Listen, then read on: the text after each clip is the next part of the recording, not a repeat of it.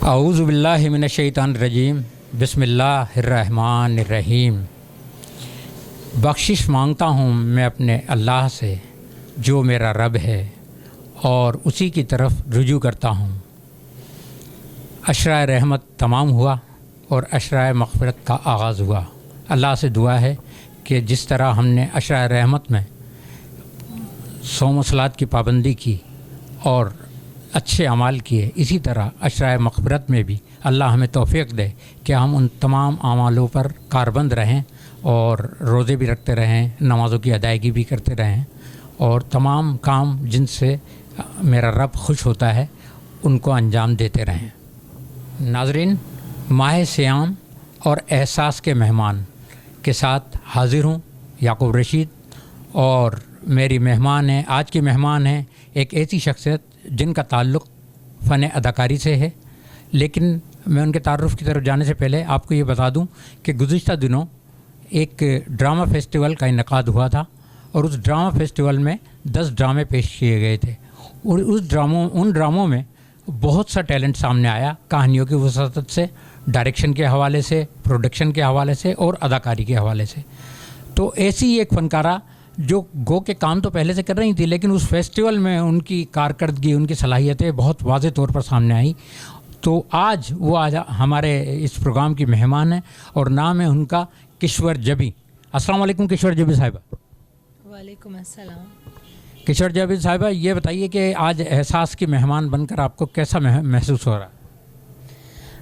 सबसे पहले तो बहुत ज़्यादा शुक्रिया कि एहसास प्रोग्राम वालों ने मुझे इस लायक समझा कि उन्होंने मुझे अपने प्रोग्राम में बुलाया और बहुत खुशी महसूस हो रही है। पहला सवाल मैं आपसे ये करूँगा, गो के हमारा प्रोग्राम चूँकि माह रमज़ान के ताल्लुक़ से है, तो मेरा पहला सवाल यही होगा कि आपने अपनी ज़िंदगी का पहला रोज़ा कब रखा और उससे मुताल्लिक़ जो यादें हैं वो भी शेयर कीजिए। सबसे पहले तो मुझे झूठ बोलने की आदत नहीं है और सच असल में ये है कि मुझे जहाँ तक याद पड़ता है कि मैंने 10 साल से कम उम्र में ही, मतलब 10 साल से भी कम उम्र में रोज़ा रखा था। अब वो कौन सी एज बनती है वो मुझे जहन में नहीं है। हालांकि मैंने एक इंटरव्यू में सुना भी था, यही क्वेश्चन आपने किसी आर्टिस्ट से किया था, लेकिन आज मैंने अपनी अम्मी से ये सवाल भी पूछा था कि अम्मी आपको याद हो तो मुझे बताइएगा, हो सकता है इंटरव्यू में मुझसे ये सवाल पूछा जाए। तो अभी लाजमी है, अम्मी वालों का भी अभी काफ़ी बुढ़ापा आ चुका है तो उनको भी याद नहीं था। तो बस यही सवाल का जवाब दूंगी मैं।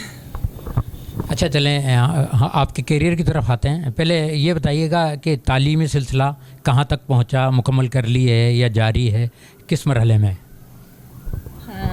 तालीमी सिलसिला तो मेरा 2013 तक ख़त्म हो चुका था, तब मैंने मास्टर्स किया था और उसके बाद तो अब तक मैंने कोई भी तालीम दोबारा हासिल नहीं की।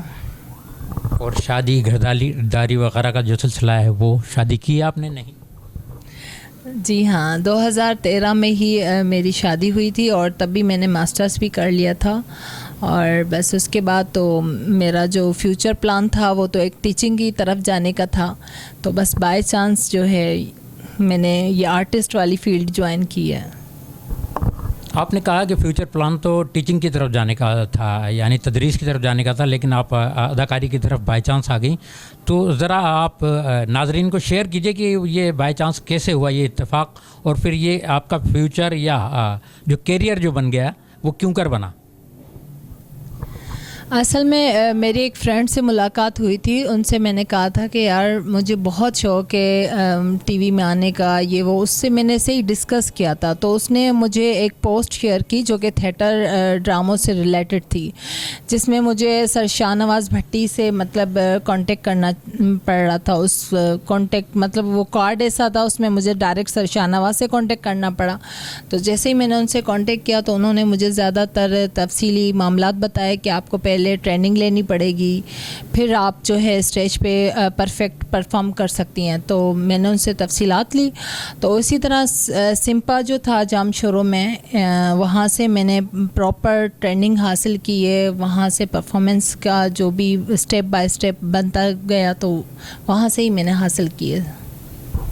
अच्छा, ये बताइए कि आपने जब एक्टिंग को अपना करियर बना ही लिया है तो ये करियर सिर्फ स्टेज तक महदूद है या फीचर फिल्म, ड्रामा और ये दीगर जो शोबाजात हैं एक्टिंग के, वहाँ से भी आप रिलेटेड हैं? जी हाँ, मैंने अपनी एक्टिंग को सिर्फ थिएटर तक महदूद नहीं रखा। अब जहाँ से भी, जैसे कोई फ़िल्म करना चाहता है या कोई टीवी में ड्रामे होते हैं तो वहाँ से भी अगर कॉल आ जाती है, या छोटे मोटे जो भी प्लेटफॉर्म होते हैं वहाँ पे भी अगर कुछ परफॉर्मेंस दिखानी होती है तो मैं चली जाती हूँ। अच्छा, ये बताइए कि आपने जब आप एक्टिंग की तरफ आई हैं तो यकीनन किसी से कि आप गाइडलाइन भी लेती होंगी, और गाइडलाइन के लिए जो हमारे जो सीनियर आर्टिस्ट होते हैं हम उनको देखते हैं, उनका काम देखते हैं। क्या आपने ऐसे कुछ आर्टिस्टों को, फीमेल आर्टिस्टों को अपना रोल मॉडल बनाया है कि जिनसे आप इंस्पायरेशन लेके बेहतर अंदाज में अपने काम को आगे बढ़ा सकें? सबसे पहले तो मैंने जब गाइडलाइन ली है तो अपने सीनियर से ही लिए, जैसे सर शाहनवाज़ भट्टी और सर रफ़ी किसानी, ये मेरे बहुत ही बेहतरीन उस्ताद हैं। और अगर बात रही कि किसी फ़ीमेल से मैं मुतासर हुई हूँ तो बस मुझे यही सीखने को दिल चाहता है कि यार मुझे रियल में आंसू कैसे आएंगे। तो फिर वो जिनको रियल में आंसू आ जाते हैं, अगर मैं आयशा का नाम लूँ, उसको जल्दी में रियल में आंसू आ जाते हैं आँखों में, तो मैं उससे भी पूछती हूँ कि यार ये कैसे कर लेती हो। मुझे मतलब ये चीज़ ज़्यादा टफ लगती है, बाकी तो माशाल्लाह सब सही है। अच्छा किश्वर, किसी भी आर्टिस्ट को इस मरहले तक पहुंचने में बड़ी देर लगती है कि वो बेहतरीन अदाकारा का अवार्ड जीत ले, और आपको जो है ना ये कामयाबी, ये अचीवमेंट बहुत जल्दी हासिल हो गई। ड्रामा फेस्टिवल हुआ और उसी में आप एक बेहतरीन अदाकारा के अवार्ड से भी नवाजी गई। तो आपकी क्या फीलिंग्स थी और ऐसा कैसा महसूस किया आपने? इतना बड़ा एक एजाज़, बड़ा अवार्ड था जो आपको मिला। सबसे पहले तो मुझे बिल्कुल भी किसी चीज़ का ध्यान नहीं था कि यार मेरा भी इंटरव्यू होना चाहिए या मुझे भी अवार्ड मिलने चाहिए, मेरा इस तरफ कभी ध्यान ही नहीं गया। लेकिन by chance sir Salim Guddu की मैं बहुत ही ज़्यादा मशकूर हूँ, बहुत ही ज़्यादा तहे दिल से शुक्रगुज़ार हूँ, जिन्होंने मुझे मैसेज किया कि किश्वर आपका अवार्ड मैं रख रहा हूँ लेकिन मुझे इसके लिए पिक्स चाहिए होंगी। तो मैं सुन के शॉक्ड हो गई और खुशी से बस कह दें कि खुशी से बस झूमने लगी कि यार वाकई मेरे लिए भी ऐसा कोई एजाज़ है। तो सर ने कहा जी हाँ, आपने जो इल्ज़ाम ड्रामा और प्यार और प्रीत का ड्रामा था उसमें जो परफॉर्मेंस की है वो मुझे बहुत ज़्यादा पसंद आई, तो उस पर मैं आपको अवार्ड देना चाह रहा हूँ। बस तो खुशी में। अच्छा, मैं थोड़ी सी वजाहत कर दूँ, वो अवार्ड आपको इल्ज़ाम से दिया गया था, प्यार और प्रीत से नहीं, इल्ज़ाम से दिया गया था जी। अच्छा, मैं ये आपसे पूछना चाहूँगा कि हमारे यहाँ एक्टिंग के दो मेथड हैं, एक तो होता है थिएटर का अंदाज़ और एक होता है जो आपकी जो एक्टिंग होती है वो बिल्कुल रियलिज़म की तरफ होती है। अच्छा, आपका शुमार उन आर्टिस्टों में होता है जो बड़ी रियलिस्टिक एक्टिंग करती हैं, बिल्कुल रियलिज़म होता है उसमें। तो आपको ये चीज़ किस जगह से आपने ली और किसने आपको बताया कि आपको एक्टिंग इस अंदाज से करनी है, अपने किरदारों को इस तरह निभाना है? असल में अगर कोई कॉमेडी सीन होता है ना तो वो मैं जस्ट एक्टिंग के तौर पे ही कर लेती हूँ, जो रियलिटी है। लेकिन अगर कोई ऐसा सीन आ जाए जिसमें यार सैड होना पड़ जाए, कोई आशिकी माशकी वाला या किसी को डाइवोर्स वाला, या ऐसे कोई भी सीन आ जाए बिल्कुल हार्ट टचिंग, जो कि हालातों को मद्देनज़र रखा जाए, तो उसमें मेरे लिए वो रियल फीलिंग आ जाती है, वो एक्टिंग की तरफ फिर नहीं होता।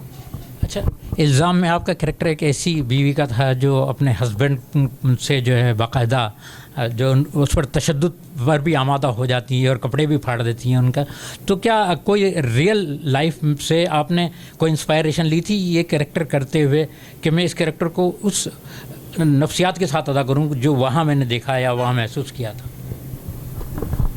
पहली बात तो अल्लाह का शुक्र है मैंने कभी अपने रियल में हस्बैंड के कभी कपड़े नहीं फाड़े। हाँ, बटन ज़रूर टूट जाते हैं लेकिन अब ये है, हाँ, जब इमोशनल हो जाती हूँ तो इस तरह से हो जाता है। लेकिन वो इल्ज़ाम ड्रामे में हमने प्रॉपर जो ट्रेनिंग ली थी, जो रिहर्सल्स ली थी ना, उसमें फिर मुझे वो प्रैक्टिस हो गई कि हाँ वाकई अभी इस तरह से ही करना है। तो अच्छा, ये बताइए, आप शादीशुदा भी हैं तो आप एक्टिंग भी कर रही हैं। ज़ाहिर है एक्टिंग को टाइम और थिएटर को तो स्पेशली बड़ा टाइम देना पड़ता है रिहर्सल्स वगैरह के लिए भी। तो आप किस तरह मैनेज करती हैं दोनों मामलात? मतलब आपकी जो पर्सनल लाइफ है वो डिस्टर्ब तो नहीं होती इससे? जी नहीं, मेरी पर्सनल लाइफ बिल्कुल डिस्टर्ब नहीं होती क्योंकि हम जस्ट 2 मेंबर्स ही हैं, हस्बैंड एंड वाइफ, और मेरे हस्बैंड की फुल सपोर्ट है मेरे साथ अल्हम्दुलिल्लाह। तो इस लिहाज से मुझे कोई भी प्रॉब्लम नहीं आती। बस आने जाने का प्रॉब्लम होता है क्योंकि मैं बहुत ज़्यादा ही दूर रहती हूँ शहर से, तो ये प्रॉब्लम क्रिएट होती है। अच्छा, इस ज़िम्न में हस्बैंड आपसे कोऑपरेशन करते हैं? जी हाँ, अल्हम्दुलिल्लाह उसी की कोऑपरेशन से मैं आज इस मुकाम पे हूँ। अच्छा, हमारे आपके जो इस वक्त फील्ड में आपसे जो सीनियर आर्टिस्ट हैं, जैसे आयशा का आपने नाम लिया, सिद्रा हैं, और कुछ आर्टिस्ट जिनके साथ आपने कुछ ना थोड़ा बहुत काम किया या उनको ऑब्ज़र्व किया, तो इन पर आपकी क्या राय है कि कैसा काम कर रही हैं? बहुत ही अच्छा काम कर रही हैं, और बल्कि मैं चाहूँगी कि इनके साथ मैं ज़्यादातर काम करूँ ताकि मुझे उनसे सीखने का मौका मिले। और मुझे बिल्कुल भी मतलब वो नहीं महसूस होता कि यार मैं इनसे क्यों पूछूं कि ये चीज़ मुझे कैसे परफॉर्म करनी है, क्यों पूछूं, तो क्योंकि मैं तो सीखने चाहती हूँ, तो फिर मुझे पूछने में कोई झिझक नहीं होती, और ये भी नहीं महसूस करती कि यार ये फिर इतराएंगी, ये समझेंगे अपने आप को। तो मैं इन चीज़ों को सबको हटाकर एक फ्रेंडली माहौल क्रिएट करती हूँ और फिर इनसे पूछती हूँ। अच्छा, आपसे गुफ्तगू के दौरान एक बात मैंने बड़ी वाज़ेह तौर पे महसूस की कि आपकी उर्दू बड़ी शुस्ता, बड़ी साफ़ उर्दू है, बहुत ही अच्छे तलफ़्फ़ुज़ के साथ बोलती हैं। उसकी क्या वजह है, ज़रा बताइएगा, इसका राज क्या है? या तो शायद आप मुझे टोक कर रहे हैं, तंज कर रहे हैं, क्योंकि मेरा तो असल में सिंधी लहजा है, तो मेरी उर्दू भी जो लोग सुनते हैं ना तो कहते हैं कि आपका सिंधी लहजा महसूस होता है। तो इस वजह से मैं उर्दू फील्ड में भी शायद जाना नहीं चाहूँगी, इस वजह से कि मुझे काफ़ी लोगों ने यही कहा है कि आपका लहजा थोड़ा सा सिंधी की तरफ जाता है, लेकिन अगर आपने तारीफ़ की है तो मुझे एक हौसला मिला है। दरअसल मैं ये कहना चाह रहा था कि आपका लहजे अपनी जगह है, लहजे में से कहीं कहीं सिंधी झलकती है, महसूस ज़रूर होती है, लेकिन आपका जो तलफ़्फ़ुज़ है ना, लफ्ज़ों की अदायगी, वो बड़ी क्लियर और वाज़ेह है। उर्दू के अल्फाज की इतनी खूबसूरत अदायगी कम लोग करते हैं। मेरा सवाल इस हवाले से था, इस ताल्लुक़ से था। हाँ, तो इसका जवाब यही है कि मैं जो स्कूल्स में, कॉलेजेस में पढ़ी हूँ ना, तो वहाँ तकरीबन मेरी जो भी फ्रेंड्स थी सारी जो है उर्दू स्पीकिंग थी। बहुत क्लास एक तो थी जो हिंदी स्पीकिंग थी, और 2013 तक मैं उर्दू ही बोली है तकरीबन। मतलब अपने प्राइमरी स्कूल से लेकर देखा जाए उसको 1995 से 2013 तक ओनली उर्दू स्पीकिंग, क्योंकि मेरी फ्रेंड्स ही उर्दू होती थी। अच्छा, हर मुसलमान का थोड़ा बहुत रुझान मज़हब की तरफ भी होता है, नात हम वगैरह से कोई रग़बत है, आपको दिलचस्पी है? सिर्फ सुनने की हद तक है, बाकी मेरा आवाज़ भी इतना अच्छा नहीं है और ना ही मुझे नातें इतनी अच्छे से याद हैं। अच्छा किश्वर, ये बताइएगा कि अभी गुज़िश्ता दिनों जो ड्रामा फेस्टिवल हुआ और उससे रिलेटेड कुछ और प्रोग्राम भी बाद में कल्चर डिपार्टमेंट या दीगर सरकारी इदारों की सरपरस्ती में थिएटर हुआ, तो उस मद में जो आपको पेमेंट आती है उसकी क्या सूरत हाल होती है? वो किस तरह चेक की सूरत में आती है या कैश की सूरत में आती है? पूरी मिलती है, नहीं मिलती? ज़रा उससे वजाहत से बताइएगा। बहुत ही ज़बरदस्त और अहमियत वाला सवाल आपने पूछा है, और मैं यही कहना चाहूँगी इस प्रोग्राम के थ्रू, ये अपने न्यूज़ एहसास न्यूज़ के थ्रू, अगर अल्लाह करे ये पैगाम मेरा उन लोगों तक पहुँच जाए, तो मैं यही उनसे रिक्वेस्ट करूँगी कि बराए मेहरबानी आर्टिस्ट की जो पेमेंट आती है वो उनके ही नाम से उनके पर्सनल अकाउंट में ही सेंड की जाए, ताकि उसमें कोई भी कटौती या कोई कमी पेशी का इम्कान ना हो। क्योंकि मुझे बाज़ औक़ात शक शोबा होता है कि यार हमारा हक मारा जाता है, तो वैसे ही आर्टिस्ट बेचारा अपना गुज़र सफ़र इसी पे ही करता है, हमारा कोई हिला वसीला नहीं होता, हमने सारी ज़िंदगी अभी इसी को ही देनी है। तो अभी यही कहूँगी कल्चर डिपार्टमेंट वालों से, और जो भी मज़ीद गवर्नमेंट के प्रोग्राम्स होते रहते हैं, तो वो यहाँ तो पेमेंट अपनी कैश के थ्रू आर्टिस्ट के हाथ में दें, ठीक है, चेक के थ्रू या फिर हमारे बैंक अकाउंट के थ्रू। ठीक है सर। ठीक है। अच्छा ये बताइए कि मैं आपसे आखिरी सवाल ये करना चाहूँगा कि आप एहसास के नाजरीन को क्या मैसेज देना चाहती हैं? एहसास की टीम के हवाले से भी कुछ इज़हार ख्याल कीजिए और एहसास के नाजरीन को भी अपना मैसेज दीजिए। एहसास न्यूज़ के जो CEO हैं सरफराज साहब बहुत ही अच्छा काम कर रहे हैं और स्पेशली मैं थैंकफुल हूँ शिराज मेमन की जो कि इंचार्ज हैं इस न्यूज़ के, और मैं तमाम टीम की शुक्रगुज़ार हूँ जिसमें कैमरामैन और आप। So thank you so much, और मैं चाहूँगी कि आप इसी तरह से अपना काम सर अंजाम देते रहें और हर आर्टिस्ट को यहाँ बुलाकर उनका इंटरव्यू लेते रहें। बहुत शुक्रिया किश्वर जबीं साहिबा। आज आप किश्वर जबीं के ख़यालात और महसूसात और तजर्बात और उसकी फ़ील्ड से, ड्रामा फील्ड से वाबस्तगी के हवाले से ये इंटरव्यू मुलाज़ा कर रहे थे। कल फिर किसी शख्सियत के साथ हाज़िर होंगे, लेकिन जाने से पहले ये आपको बता दें कि आप एहसास न्यूज़ को सब्सक्राइब ज़रूर कीजिए, लाइक भी कीजिए और अपने कमेंट्स भी देते रहिए। इजाज़त दीजिए, खुदा हाफ़िज़।